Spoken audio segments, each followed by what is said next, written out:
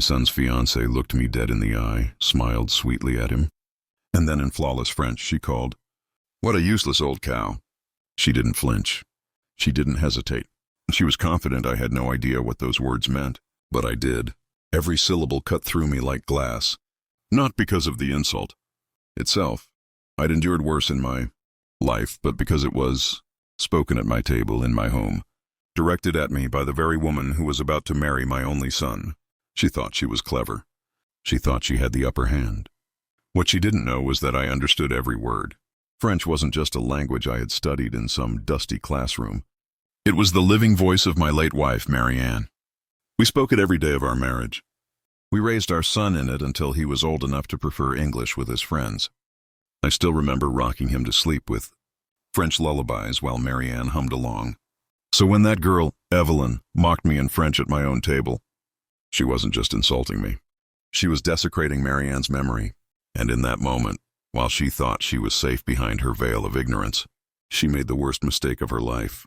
She gave me a weapon, her own words. But I didn't react. I smiled. I cut another piece of roast, beef, and passed her the bread basket like nothing had happened. Because I've lived long enough to know that anger is noisy, but revenge is patient and silent. My name is Alan Whitaker. I'm 62 years old. To most people, I'm nothing remarkable. A retired linguistics professor, a widower who still wears threadbare tweed jackets, who tends to roses in a small Boston garden, and who spends evenings with a book in one hand and a glass of red in the other. The neighbors see a gentle old man feeding stray cats, picking up newspapers from the stoop, and nodding politely at the corner market. They don't see the decades I spent teaching the most powerful men and women on this planet how to speak the languages they'd use to negotiate peace, or sometimes war. They don't see the steel it took to bury the woman I loved more than life itself, to raise a son alone, to endure loneliness so sharp it felt like it might hollow me out. They don't see the part of me that never truly rested. Because behind the quiet exterior, I've always been watching, listening, filing away details. And when someone crosses me, I don't lash out. I build a case, a strategy, a trap. And when Evelyn spoke those words, thinking I was just some clueless old man, she had no idea that she'd just set the game in motion. My boy, Leo, sat beside her, utterly unaware of the venom curling out of her mouth. He's 35 now, tall, sharp-witted, with Marianne's eyes and my stubborn jaw. He works in finance, chasing numbers on glowing screens, dreaming of bigger promotions and bigger houses.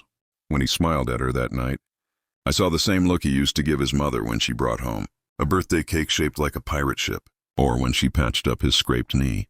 Blind love, unquestioning trust. He adored Evelyn. He thought she was grace wrapped in silk. And I wanted to believe it too. I wanted to believe he'd found someone worthy of him. But in that moment, I realized he hadn't. He'd found a viper. And I knew, if I didn't stop her, she'd sink her fangs deep, not just into him, but into everything I'd built for him. The room was warm with the smell of roasted garlic and rosemary.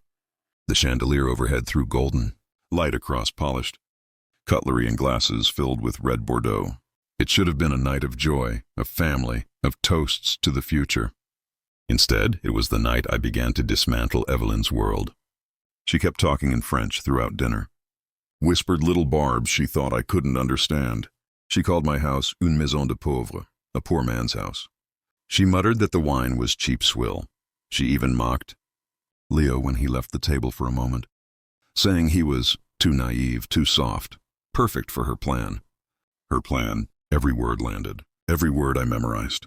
She was building her own coffin with her tongue, and I was already collecting the nails. I didn't show it, though. I chuckled when appropriate. I smiled at her empty compliments. I asked her about her job, her family, her travels, and she answered with that same dripping sweetness, hiding her contempt behind pearly teeth. But when she thought I wasn't looking, her mask slipped. A flash of cold calculation flickered in her eyes. And I knew then, this wasn't love. This was strategy. She was playing a game. But unfortunately for her, she was sitting across from someone who'd been playing it much, much longer. As dessert was served, crème brûlée, her request, I leaned back in my chair and let her chatter wash over me. She thought she was untouchable, invincible in her little disguise. But I smiled. Not the smile of a fool, not the smile of a man oblivious to insult. It was the smile my old colleagues used to fear. The one my students at Harvard whispered about when they saw me fold my hands and tilt my head, because that smile meant someone had just made a very, very expensive mistake. And Evelyn? She didn't even realize she'd made hers yet. That night, I washed the dishes slowly, letting her laughter echo in my mind. I tucked away every word, every smirk, every careless slip, because what Evelyn didn't know was this: I don't forget. I don't forgive. And when someone threatens my son, when someone mocks my family, my wife's memory, my home, I don't just defend, I destroy. That night was the spark, but what came after would be the fire that burned her entire plan to ash. The morning after that dinner, Boston felt colder. Not because of the weather, it was June. The city was waking with sunshine peeking through brownstone alleys, but because of the heaviness in my chest. I sat at the kitchen table with my coffee, black and bitter the way Marianne used to drink it. The night before replayed in my mind on a cruel loop. Evelyn's words, her smirk, her careless arrogance. My son's fiancée, this woman who Leo trusted with his heart, wasn't just disrespectful. She was dangerous. And if I knew one thing after 62 years of life, it was this: you don't confront snakes head on. You don't stomp. You don't swing blindly. You wait. You watch. You strike when they're coiled tightest, when they think they're safe. Leo called me that afternoon, cheerful as always. Dad, wasn't last night great? Evelyn loved dinner. She said she felt really welcomed. I almost choked on my coffee. Welcomed? She'd spent the evening spitting venom in French, insulting everything from my house to my son himself. But I didn't say that. I kept my voice calm. I'm glad she felt comfortable, son. That's important. Yeah, he laughed. She even said she wants to invite you to the engagement party next month. Big guest list. Fancy place downtown. It'll be good for you to meet her circle. Her circle. Rich investors, plastic-smiled socialites, people who measured worth by the brand of their watches and the size of their penthouses. I didn't belong there. But maybe, just maybe, that was exactly where I needed to be. Of course, Leo, I said. I'll be there. After hanging up, I opened the drawer of my study desk. Inside, still neatly stacked, were Marianne's old journals. She'd written in French, page after page of her thoughts, her joys, her sorrows. For years, those journals were my solace. Now I flipped them open with a different purpose. I needed to sharpen my memory. The idioms, the slang, the little turns of phrase Evelyn might think were secret codes. If she planned to hide her schemes behind the French language, she'd just chosen the battlefield where I was strongest. And I wasn't coming unarmed. It wasn't long before I started hearing whispers. Evelyn wasn't as discreet as she thought. At the corner cafe a few blocks from my house, I ran into Martha, an old colleague of mine who now taught at Boston University. She knew Evelyn by name. She's smart, Alan, Martha said cautiously, stirring her tea. But sharp. Too sharp. Some of the grad students said she left the university last year under strange circumstances. Strange how? I pressed. Martha shrugged. Rumors of, let's say, manipulation. Playing people against each other. She's ambitious, but ambition without ethics. Dangerous mix. I tucked that detail into my pocket. Not proof, not yet, but the first crack in Evelyn's polished mask. I began to observe, not with suspicion that showed, but with the careful, silent scrutiny of a professor grading a thesis. I attended one of Leo's Sunday brunches where Evelyn held court like a queen. She wore red that day, bright and commanding, her hand on Leo's arm as she laughed with his colleagues. I watched her laugh just a beat too long at the jokes of a senior partner. I watched her glance, subtle but sharp, at the watch on his wrist, the car keys he laid on the counter. Evelyn wasn't in love. She was in business. And Leo, he was her merger. But she underestimated one thing, me. She didn't know that as she dismissed me as irrelevant. I was building her profile. Every gesture, every slip, every French phrase muttered when she thought no one understood, I was collecting them like chess pieces. That night, I sat in my study with Marianne's photo on the desk. Her smile, frozen in that frame, seemed almost to urge me forward. Do you see this, Marianne? I whispered. Our boy is walking into a trap, and she thinks I'm powerless. She thinks I'm just an old man. I leaned back, closing my eyes. For years after Marianne's death, I'd felt small, diminished, like half of me was gone. But Evelyn's insult, cruel as it was, lit something inside me that had been dormant. Not anger, not even pride. Resolve. If I couldn't protect Marianne anymore, I'd protect her son. A week later, I found myself in the very restaurant where Evelyn had first revealed herself. Only this time I wasn't there for dinner. I was there for answers. The maître d' recognized me instantly. Monsieur Whitaker, he greeted in French, as he always did, knowing my history with Marianne.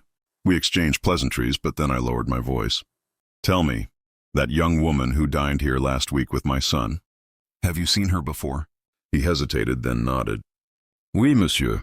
Several times. Always with different men. Always businessmen, I think. Different men. Businessmen. I thanked him, left a generous tip, and walked out into the Boston dusk. The city lights blurred, my mind racing. This wasn't just arrogance. This wasn't just rudeness. Evelyn had a pattern, and patterns can be destroyed. That night, as I closed the door of my study, I slid a single sheet of paper onto the desk. At the top, in my neat professor's handwriting, I wrote one word. Plan. And under it, the first line. Turn her own language against her. Because Evelyn thought words were safe. She thought French was her weapon. But what she didn't know was that I'd been wielding it long before she was born. And soon her words would be the very chains that bound her. The engagement party was held at a rooftop hotel in downtown Boston. A place dripping with glass chandeliers, champagne fountains, and the faint scent of money in the air. Leo was radiant that night. My son, my only son, stood tall in his tailored navy suit, his arm proudly around Evelyn. He looked every bit the man Marianne and I dreamed he'd become. And yet, all I could see was the shadow beside him. Evelyn. She wore black silk, her hair swept into a perfect chignon. To the guests, she looked like royalty, poised, elegant, untouchable. But I'd seen behind the mask. I knew better. And I was here not just as Leo's father, but as his silent protector. It happened midway through the evening. Evelyn was laughing with two guests near the bar, both older men, clearly wealthy. She leaned close, her smile sweet, her voice hushed. But I was near enough. In French, she said, Un pigeon parfait. Il a de l'argent. Il est naïf, et bientôt, il sera à moi. A perfect pigeon. He has money, he is naive, and soon he will be mine. The men chuckled. One of them raised his glass. They thought it was harmless banter. A clever, charming joke. I felt the old ache in my chest, but I didn't move. Not yet. Because Evelyn had just given me ammunition. And the beauty of words is that once spoken, they can never be taken back. Later that night, I stepped outside onto the terrace to breathe. The city lights flickering like restless stars. There I found Thomas, an old family friend. Now a lawyer who had handled some of Marianne's estate after her passing. He pulled me aside, his face serious. Alan, he murmured, be careful with her. Evelyn, I've seen her kind before. She asked me questions about Leo's inheritance when she thought I wasn't paying attention. Questions no fiancé should be asking before a wedding. My jaw tightened. What kind of questions? The kind that make you realize she isn't marrying Leo. She's marrying the future assets of the Whitaker family. I nodded slowly, the truth hardening like ice in my veins. Back inside, Evelyn floated across the room like she owned it. She whispered in French again to one of her girlfriends, not realizing I stood just behind them. She spoke of timelines, of visas, of options if things didn't work out. Every word was a confession, every syllable, a thread in the net she was unknowingly weaving around herself. Because I wasn't just listening, I was recording. My phone, discreetly in my jacket pocket, was capturing every poisonous phrase. She wanted to use language as a shield. Instead, it was about to become the blade that cut her down. At the end of the evening, Leo made a toast. His voice shook with happiness as he spoke of love, of family, of the future he saw with Evelyn. The guests clapped, Evelyn kissed his cheek, and everything seemed perfect. But when the applause faded, I raised my own glass. For my son, I said, my voice calm, steady. May you always know the difference between love that lifts you and chains that bind you. There was a murmur of polite confusion. Evelyn smiled too brightly, squeezing Leo's arm as if to anchor herself. And me, I smiled too, because my words weren't for the crowd. They were for her. A warning, one she didn't yet recognize. After the party, as the guests filed out, Evelyn approached me. Her eyes glittered, not with kindness, but with calculation. You enjoyed yourself, Alan? She asked sweetly. In ways you can't imagine, I replied, holding her gaze. She tilted her head, her smile sharp. Good, because soon we'll be family. Her tone was light. But her eyes? They dared me, mocked me. And in French under her breath she added, Si vous essayez de me défier, vous perdrez. If you try to challenge me, you will lose. I smiled, slow and deliberate. Then answered in perfect French, On va voir. We'll see. For the first time I saw it. The flicker of shock in her eyes. She hadn't known. She hadn't suspected. She thought her words were invisible. But now she realized the battlefield was shared, and I was already 10 steps ahead. That night, as I returned home, I opened the notebook on my desk. Beneath the first word, plan, I wrote the next step. Expose her in her own tongue, at the moment she believes she's won. Because traps work best when the prey walks into them willingly. And Evelyn? She was already halfway inside. The night after the engagement party, I sat at my desk long past midnight.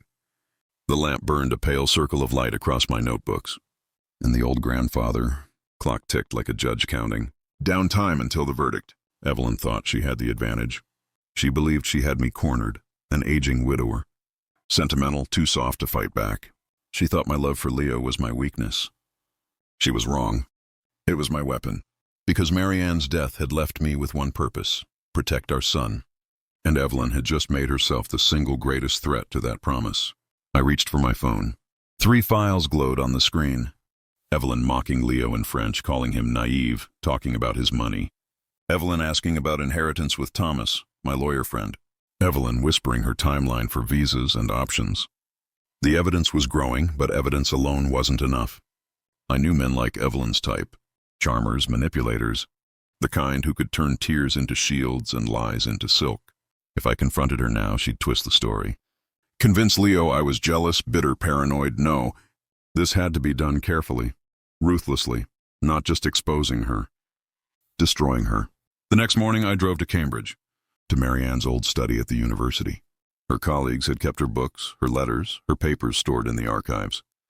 She had been a French scholar, fluent in every nuance of the language Evelyn used so carelessly. I sat there for hours, surrounded by Marianne's handwriting, her translations, her love for the language that had first brought us together, and in those quiet stacks of books, I felt her with me, as if she were whispering, "Don't let this woman steal him from us." By the time I left, I knew what had to be done. Meanwhile, Evelyn grew bolder. 2 weeks later, at a family brunch, she sat across from me and switched to French halfway through the meal. Confident as ever that Leo wouldn't understand. "Il croit que je l'aime," she said softly, buttering her toast. "He thinks I love him." Her friend giggled, replying in English so the others could hear. "You're so lucky, Evelyn. He's so devoted." Evelyn smirked. "Yes," she answered sweetly. Devoted. Then in French again, she added, "Et stupide." And stupid. Leo laughed along, oblivious. He thought she was making some playful aside about the food. I didn't laugh. I simply noted the timestamp on my watch. Another recording. Another nail for her coffin. But here was the problem. Leo. My son was blinded by love. Every time Evelyn brushed his arm, every time she leaned her head on his shoulder, he saw devotion. He didn't see the calculation behind her eyes. I needed him to see it. But if I told him outright, he'd defend her. He'd think I was sabotaging his happiness out of fear or loneliness. So instead, I planted seeds. "Leo," I said one evening as we shared coffee in my kitchen, "have you and Evelyn talked about what comes after the wedding? About where you'll live? How you'll handle finances?" He chuckled. "Dad, you sound like a lawyer." "Don't worry. Evelyn and I have everything under control." "Of course," I said gently. "I just hope she loves you. Not the idea of what you'll inherit." He frowned. "Dad." I raised my hand. "Forget I said anything. You're a grown man. I trust you." I let the silence hang. Doubt is a slow poison. Sometimes one drop is enough. In the weeks that followed, I built my circle. Thomas, the lawyer, agreed to keep watch on Evelyn's inquiries. My neighbor Claire, fluent in French, herself agreed to happen to overhear conversations when Evelyn least expected it. And one of my former students, now a tech consultant, set up a way to discreetly back up all the recordings I gathered. Piece by piece, a web was forming. Evelyn thought she was clever. She had no idea she was already walking straight into a fortress I was building around my son. It happened on a Friday evening dinner. Evelyn was in high spirits, sipping wine, holding Leo's hand, smiling as though she had already won. But then she slipped. She leaned toward me and in French, with that cruel little smirk, said, "Bientôt il signera les papiers, et je n'aurai plus besoin de prétendre." Soon he'll sign the papers, and I won't have to pretend anymore. I looked at her, calm, unreadable. Careful, Evelyn, I replied in French. The fork froze in her hand. Her smile faltered. Leo glanced between us. What was that? He asked. Evelyn recovered quickly, her laugh brittle. Oh, nothing. Just a little joke in French with your father. He's learning, isn't that sweet? But her eyes met mine. And for the first time I saw fear. That night, as I closed the door to my study, I added the final piece to my notebook. The reveal. It wouldn't be in private. It wouldn't be quiet. It would be in front of everyone. Leo, her friends, her future in-laws. Every witness she had tried to charm. She wanted to humiliate me in my own home. Instead, I would dismantle her in hers. And this time, she wouldn't just lose Leo, she'd lose everything. Evelyn's eyes still haunted me that night. The flicker of panic when she realized. I spoke French. She had masked it quickly, but panic leaves traces like cracks in glass. And once cracks begin, they only spread. For days after, she became more careful. Gone were the careless whispers at the dinner table. Gone were the sly remarks made in French just out of Leo's earshot. Instead, she turned up her charm. To Leo, she became sweeter, more attentive. She laughed louder at his jokes, touched his arm more often, wove herself into the rhythm of his life so tightly it seemed she was indispensable. To me, she became polite, almost overly so. Alan, can I help with the dishes? Alan, would you like me to bring dessert next time? Her smile never faltered. But beneath that sugar, I saw the steel. She knew now she was being watched. She didn't know how much I'd already gathered. Leo, of course, saw none of it. Dad, I don't know what you did. But Evelyn really wants to get closer to you, he said one evening. His tone was hopeful, boyish. He looked like he wanted me to approve of her so badly. I smiled faintly, stirring my tea. Sometimes, Leo, when people think they're about to lose something, they hold on tighter. Just be sure she loves you, not what comes with you. He frowned. You keep saying that. Evelyn's not like that. She doesn't care about money. I didn't argue. Arguments build walls. Doubt builds doors. And I had already cracked one open. It was 2 weeks later, at a charity gala. Evelyn had insisted Leo bring me along, claiming she wanted me to meet her circle. The room glittered with chandeliers, champagne glasses, the soft hum of money in every corner. Evelyn floated through it like she was born there, clinging to Leo's arm, introducing him to people I could tell she barely knew. And then she slipped. I was standing near the balcony, sipping quietly when I heard her behind me. French again, low and sharp, speaking to a tall man I didn't recognize. Il croit que je suis amoureuse. Tout ce que je veux, c'est la sécurité. Et une fois que j'ai le visa et l'accès, je le quitterai. He thinks I'm in love. All I want is security. And once I have the visa and the access, I'll leave him. The man chuckled. And his father? She scoffed. Un vieil homme naïf. Pas un obstacle. An old naive man. Not an obstacle. I let the words sink into me. Not anger, confirmation. Another recording, another piece of proof. I turned slowly, catching her eye. I didn't say a word. I just gave her a single nod. She froze, color draining from her face. That was when she knew. She hadn't just slipped. She had walked into the snare. That night I began final preparations. Thomas tightened the legal side, ensuring that any attempt Evelyn made to bind herself to Leo financially would collapse. Claire, my neighbor, confirmed she'd overheard Evelyn on multiple occasions in French, ready to testify. And my former student had already stitched the recordings together into one damning file. But evidence wasn't enough. Evelyn had to be exposed in a way that stripped away her mask completely. So I chose the stage carefully, the engagement dinner. Leo had planned it for weeks, inviting family, friends, colleagues. Evelyn wanted it grand, wanted everyone to see her step into our family. She wanted a performance. I would give her one. In the days leading up to the dinner, Evelyn grew desperate. I could see it in the way her eyes followed me, searching for signs. Once, she even cornered me in the kitchen. Alan, she said softly, sweetly, but her voice was taut as wire. I just want us to get along. For Leo's sake. I dried a glass, set it aside, and met her gaze. Do you? Her smile flickered. Of course. Then there's nothing to worry about. I walked past her, leaving her clutching the counter, her knuckles pale. The night of the engagement dinner arrived. The tables were set. Candles flickered. Laughter filled the room. Leo looked happier than I had seen him in years. Evelyn sparkled in a pale gold dress, every inch the picture of a devoted fiancée. But as I watched her raise her glass, smiling that perfect false smile. I felt the weight of Marianne's presence again. This was the moment. The net was ready, and before the night ended, Evelyn's mask would shatter before every witness she had tried to charm. The night of the engagement dinner began like a fairy tale. The restaurant had been reserved entirely for the event, round tables draped in white linens, crystal glasses catching the warm glow of chandeliers, the hum of a string quartet in the corner, guests mingled in their finest clothes, laughter rising above the clinking of champagne. Leo moved through the crowd like a king, shaking hands, hugging friends, introducing Evelyn proudly to colleagues and family. He was radiant, his heart unguarded, his trust absolute. And Evelyn? Evelyn was perfect. Her dress shimmered under the lights. Her laugh tinkled like a bell. Her every glance toward Leo painted the portrait of a devoted fiancée.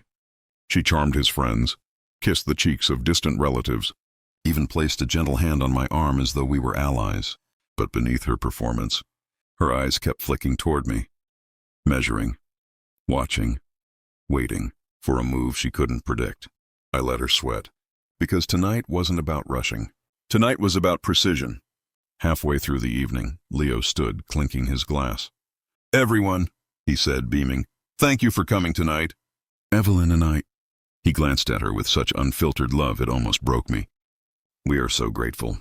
Tonight is not just about celebrating our future, but about honoring the people who made us who we are." Applause rippled around the room. Evelyn's smile glowed brighter, her hand clutching his arm, playing the part to perfection. Then Leo turned to me. "And I want to thank my father for everything, for showing me what real love looks like, for teaching me to see people not for their money or their titles, but for their hearts." The words hit me like a weight. My son still believed. He still saw me as the compass in his life. And tonight, I had to shatter his illusion before it shattered him. Leo lifted his glass. "To Evelyn, the love of my life." The room echoed, "To Evelyn." Glasses clinked. Wine poured. Evelyn basked in it like a queen ascending her throne. And then I stood. "Before we go further," I said, my voice calm, steady, carrying across the room, "I'd like to add a word of thanks." Dozens of eyes turned to me. Evelyn's shoulders stiffened. "I'd like to thank Evelyn," I continued, "for reminding me that appearances can be deceiving, that sometimes the sweetest words hide the sharpest blades." A murmur stirred. Evelyn laughed lightly, a nervous trill. "Oh, Alan, always so poetic." I smiled. "Do you remember, Evelyn, the first dinner you had at my home? When you called me une vache laide et vieille, an ugly old cow, thinking I wouldn't understand." The room stilled. The string quartet faltered to silence. Leo blinked. "Dad, what are you talking about?" Evelyn's face flushed. "Alan, I don't know what you're—" But I cut her off, my tone firm, unyielding. "You spoke French that night. You thought it was a private joke. What you didn't know is that French was my late wife Marianne's native tongue. Every insult you thought was secret was a knife I felt deeply. But I didn't react. I smiled, I passed the bread, and I began to listen." Gasps rippled through the crowd. Evelyn's mask trembled, but she forced a laugh. "This is ridiculous. Leo, he's twisting things." Leo's confusion deepened, his eyes darting between us. "Evelyn, did you say that?" She gripped his arm tightly. "Of course not. Your father must have misheard." I reached into my pocket. My fingers closed around the small device Thomas had given me. "Then perhaps," I said, pressing play, "we should let the truth speak for itself."